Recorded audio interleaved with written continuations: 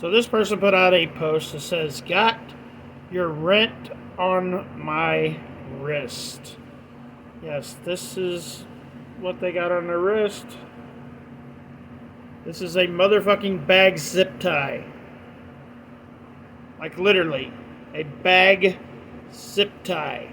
You can get these things for free. Just go to the grocery store, find a local bread aisle, buy a loaf of bread, and it's going to cost you like $2 for a loaf of bread. Or you can go online and you can get this blue zip tie here for $755. Or you can get you a nice pretty yellow one for $755. And a black one for $630.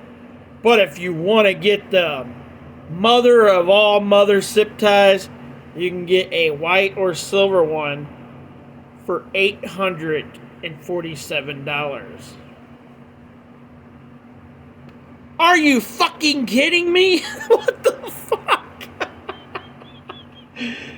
Oh my god. Really? This is $630 to $847 for one zip tie. Oh, what the fuck is this world coming to?